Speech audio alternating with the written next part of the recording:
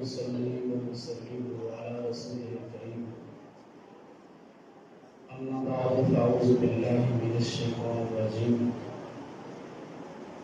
بسم الله الرحمن الرحيم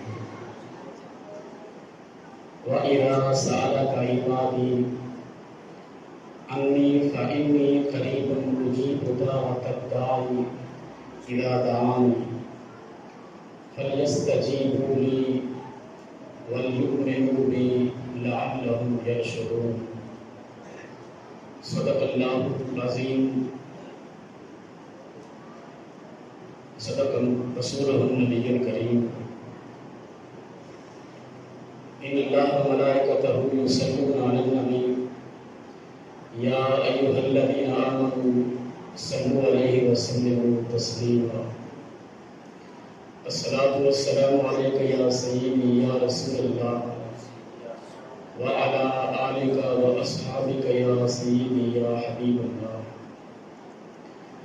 مولاي صلی وسلم دائما ابدا علی حبیبک خیر الخلق کلہم دائما ابدا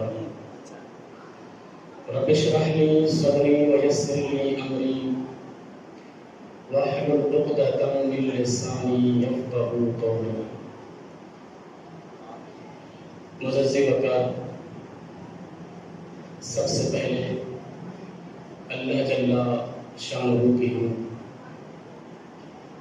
اس کے بعد محبوب رب الوجود منزل النقائص والعیوب حضرت محمد مصطفیٰ احمد مجتبیٰ صلی اللہ علیہ وآلہ وسلم کی ذات بابرکات پہ درود و سلام پڑھنے کے بعد میں نے آپ کے سامنے قرآن مجید فرقان حمید میں سے ایک آیت کریمہ پڑھنے کا شرف حاصل کیا ہے۔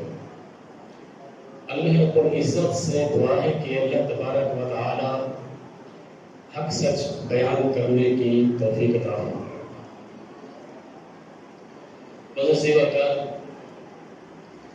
آج کی تقریب نماز جنازہ کے بعد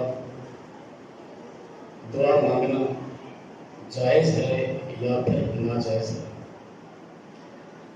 اس سے پہلے حصے کے اندر پہلے باب کے اندر ہم نے ثابت کیا تھا اصول کے لحاظ سے نماز جنازہ کے بعد دعا مانگنا مستحب اور مباح عمل ہے۔ اب ہم اسی دعوے کو آج قرآن پاک سے ثابت کریں گے کہ نماز جنازہ کے بعد دعا مانگنا مباح اور مستحب ہے، بدعت اور ناجائز نہیں۔ اللہ رب العزت کا ارشاد گرامی ہے وَإِذَا سَأَلَكَ عِبَادِي أَنِّي فَإِنِّي قَرِيبٌ أُجِيبُ دَعْوَةَ الدَّاعِ إِذَا دَعَانِ فَلْيَسْتَجِيبُوا لِي وَلْيُؤْمِنُوا بِي لَعَلَّهُمْ يَرْشُدُونَ۔ تفسیر ابن کثیر کے اندر اس آیت کریمہ کا شان نزول پیش کیا گیا ہے کہ صحابہ کرام کی ایک جماعت نے نبی کریم صلی اللہ علیہ وآلہ وسلم سے سوال کیا، یا رسول اللہ دعا کس وقت مانگنی چاہیے؟ دعا تو یہ آیت کریمہ نازل ہو گئی۔ اللہ رب العزت نے ارشاد فرمایا، میرے محبوب دعا کے لیے کوئی خاص وقت کی تعین نہیں ہے، خاص وقت کی کوئی خاص وقت مقرر نہیں ہے۔ میرے بندوں کو فرما دیجئے جب یہ میرے بارے پوچھے تو انہیں فرما دیجئے میں تمہارے قریب ہوں، جس وقت تم مجھ سے دعا مانگو میں تمہاری دعا قبول کرتا ہوں۔ اجیب دعوت الداع، قبول کرتا ہوں میں دعا کو وہ دعا مانگے اذا دعانی، اذا دعانی، کوئی خاص تعین نہیں ہے۔ اب یہ ایت کریمہ دعا مانگنے کے متعلق مطلق ہے اور عموم ہے، کیونکہ اذا دعان کلمہ عموم پر دلالت کرتا ہے، اور اصول فقہ کا ایک مسلمہ قاعدہ ہے المطلق یجری علی اطلاقہ، مطلق اپنے اطلاق پر جاری رہتا ہے، اور کتاب اللہ کے مطلق، کتاب اللہ کے عموم کو کتاب اللہ کی دوسری دلیل ہی مقید اور مخصص کر سکتی ہے۔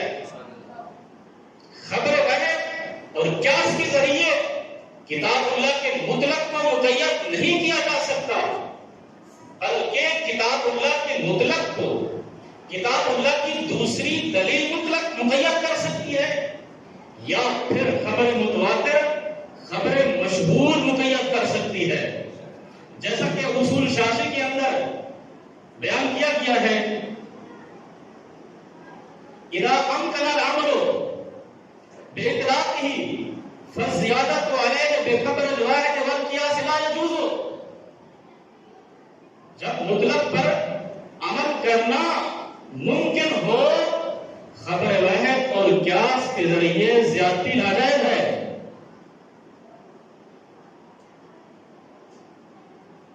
معلوم ہوا یہ ایت کریمہ مطلق ہے، عموم ہے۔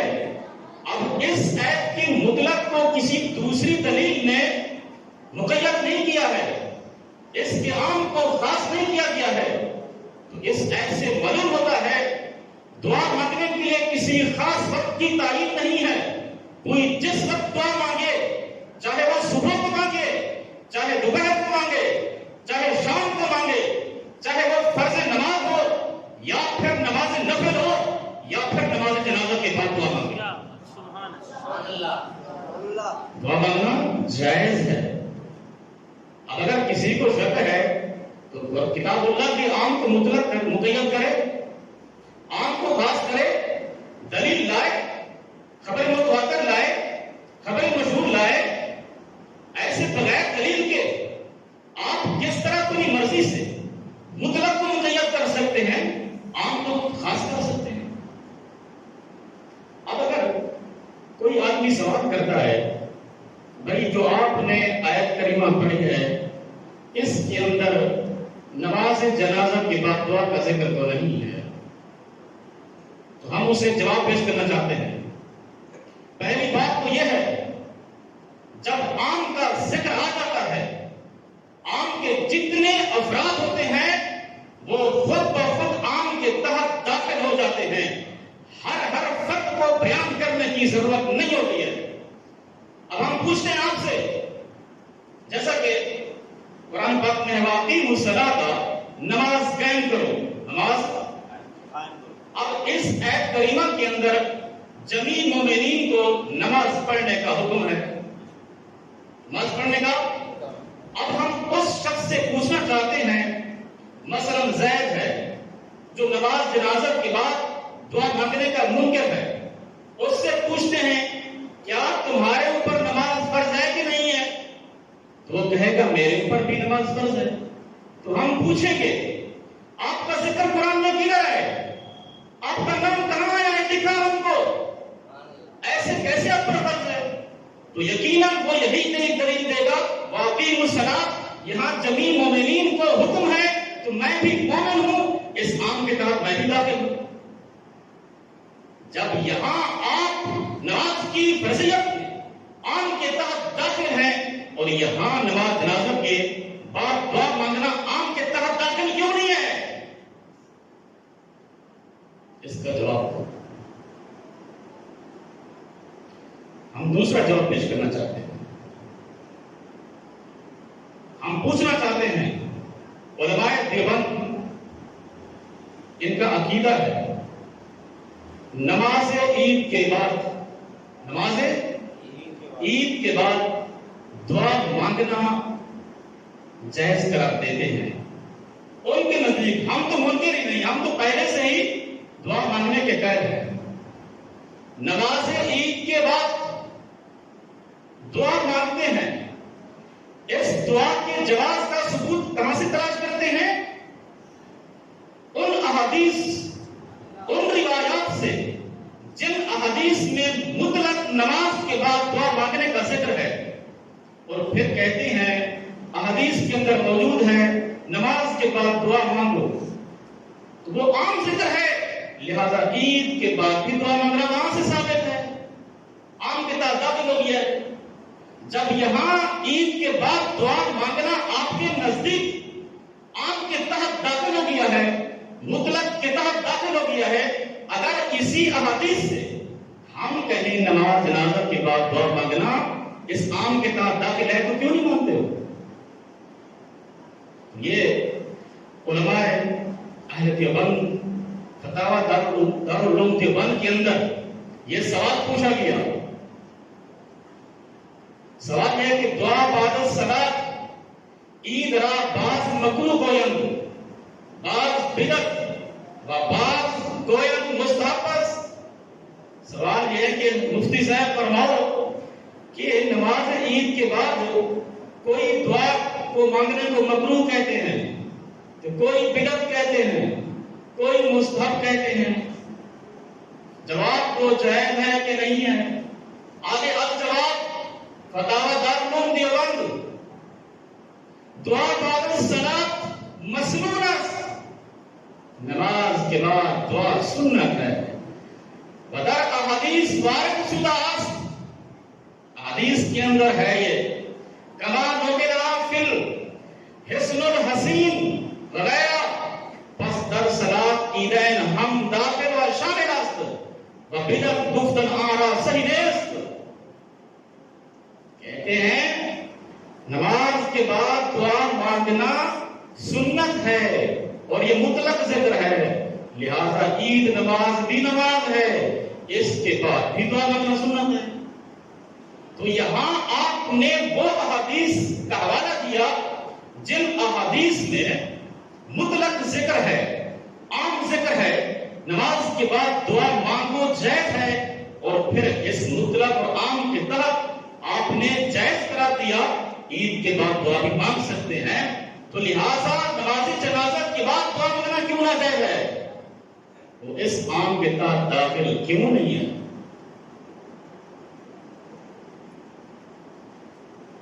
اگر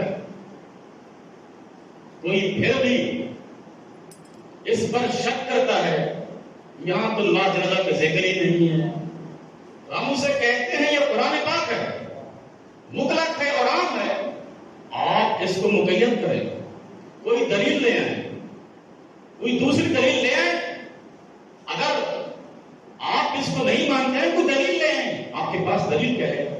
اگر آپ کے پاس دلیل نہیں ہے تو کسی کو اپنی مرضی کے ساتھ حق نہیں ہے وہ کتاب اللہ کے عام کو خاص کرتا جائے اور مطلق کو مقید کرتا جائے۔ لہذا اس سے معلوم ہوا نماز جنازہ کے بعد دعا مانگنا جائز ہے۔ اب اسی طرح دوسری آیات کریمہ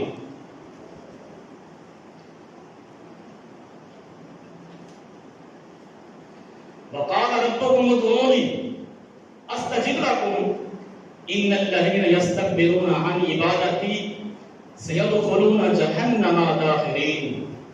جہنم فرمایا تمہارے رب نے ادعونی امر کا صیغہ ہے، دعا مانگو تم مجھ سے، استجب لکم میں قبول کرتا ہوں۔ سبحان اللہ۔ یہاں کیا ہے؟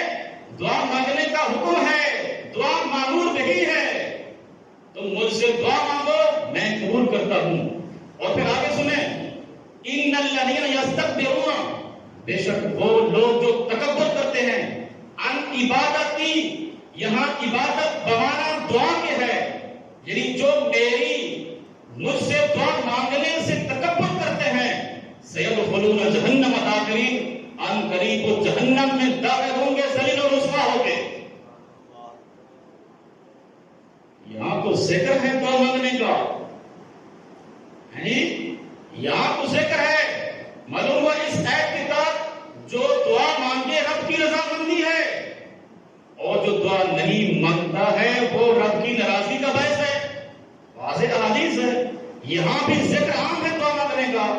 تخصیص نہیں ہے، کوئی تقیید نہیں ہے، کس وقت مانگو کس وقت مجھ سے نہ مانگو. تو یہاں بھی کیا ہے؟ دعا مانگنے کا ذکر عام ہے. اب اگر کوئی سوال کرتا ہے کہ وہ تو اولی امر کا صیغہ ہے، پھر دعا مانگنا معمول نہیں ہے، تو امر تو وجوب کا تقاضا کرتا ہے، پھر اس پر وعید بھی ہے، پھر تم اہل سنت و جماعت دعا مانگنے کو واجب قرار کیوں نہیں دیتے ہو؟ تمہارا ان کو جواب ہے ضروری نہیں ہر مقام پر امر وجوب کا تقاضا کرے. کبھی کیا ہے استحباب کے معنی میں بھی استعمال ہوتا ہے. یہاں بھی کیا ہے؟ امر استحباب کے معنی میں ہے، مستحب ہے کہ دعا مانگو. جو تکبر کرتے ہیں مجھ سے دعا مانگنے میں، گردنیں اکڑاتے ہیں، وعید ان کے لیے ہے. وعید معلوم ہوا دعا مانگنا نماز جنازہ کے بعد بھی جائز ہے. اور جو جنازہ کے بعد دعا مانگ رہے ہیں وہ بھی کیا ہے؟ اللہ تعالیٰ کو راضی کر رہے ہیں. اور جو نہیں مانگ رہے، تکبر کر رہے ہیں، اللہ کی ناراضی کا باعث بن رہے ہیں. اور تیسری آیات کریمہ والذین جاءوا من بعدهم یقولون ربنا اغفر لنا ولإخواننا الذین سبقونا بالایمان ولا تجعل في قلوبنا غلا للذین آمنوا ربنا انک رؤوف رحیم. اللہ رب العزت نے اس آیت کریمہ کے اندر ایمان والوں کی صفت کو بیان فرمایا ہے کہ ایمان والے وہ لوگ جو آئے بعد میں وہ کہتے ہیں، یعنی دعا مانگتے ہیں، یا اللہ بخش دے ہم کو اور ہمارے بھائیوں کو جو ہم سے پہلے ایمان لائے. سبقونا بالایمان. علامہ تفسیر ساوی کے اندر علامہ شیخ احمد ساوی تفسیر ساوی کے اندر اس ایت کی تائید فرماتے ہیں، یہاں سبقونا بالایمان سے مراد سبقونا بالموت علیہ ہے، یعنی جو ہم سے پہلے وفات پا چکے ہیں، ہم سے جس پر نماز نظر پڑھی جا چکی ہے وہ ثابت بالموت ہے کہ نہیں ہے. اور پھر آگے فرماتے ہیں جو بھی شخص یہ دعا مانگے اسے چاہیے کہ اپنے زمانے سے لے کر نبی کریم کے زمانے تک جتنے مسلمان فوت ہو چکے ہیں سب کے لیے بخشش کی دعا کرے. اب جو آدمی جنازے کے بعد دعا کرے گا اس زمانے کے اندر جو آدمی فوت ہو چکا ہے کیا وہ داخل ہے کہ نہیں ہے؟ داخل ہے کہ نہیں ہے؟ معلوم ہوا نماز جنازہ کے بعد دعا مانگنا جائز ہے. ایسے ہی چوتھی آیات کریمہ فَإِذَا فَرَغْتَ فَانصَبْ وَإِلَىٰ رَبِّكَ فَارْغَب. اللہ رب العزت نے اپنے حبیب کو ارشاد فرمایا، میرے حبیب جب آپ نماز سے فارغ ہو جائیں بس محنت کریں اور اپنے رب کی طرف دعا مانگنے میں رغبت اختیار فرمائیں. یعنی جب آپ نماز سے فارغ ہو جائیں اللہ تعالیٰ سے دعا مانگیں. یہاں سے کام ہے، یعنی جب نماز پڑھنے گئے ابھی آپ دعا مانگیں. تو نماز جنازہ بھی ایک نماز ہے کہ نہیں ہے؟ پھر وہ بھی حکم یہاں داخل ہے کہ نہیں ہے؟ اب اگر کوئی کہتا ہے نہیں جی یہاں تو فرض نماز کا ذکر ہے، جنازہ کی بات تو نہیں ہے، تو اس کا جواب ہم پیش کرنا چاہتے ہیں تفسیر مظہری سے. تفسیر مظہری اس آیت کے بعد فرماتے ہیں، حدیث نقل کرتے ہیں وہ قال ابن عباس قال اذا فرغت من الصلاة المكتوبة او مطلق کی صلاۃ فانصب الى ربك بالدعاء. اللہ تعالی نے ارشاد فرمایا میرے حبیب جب آپ نماز فرض سے فارغ ہو جائیں یا پھر مطلق صلاۃ کسی بھی نماز سے فارغ ہو جائیں تو آپ دعا مانگیں.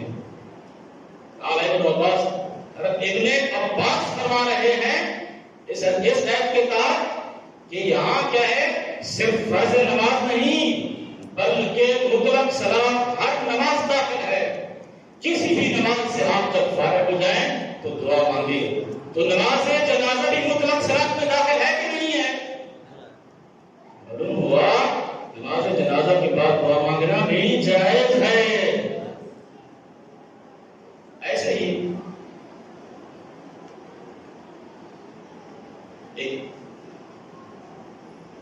آیت نمبر 5 اللہ رب العزت کا ارشاد گرامی ہے، قال اخسئوا فيها ولا تكلمون انه كان فريق من عبادي يقولون ربنا آمنا فاغفر لنا وارحمنا وانت خير الراحمين فاتخذتموهم سخريا۔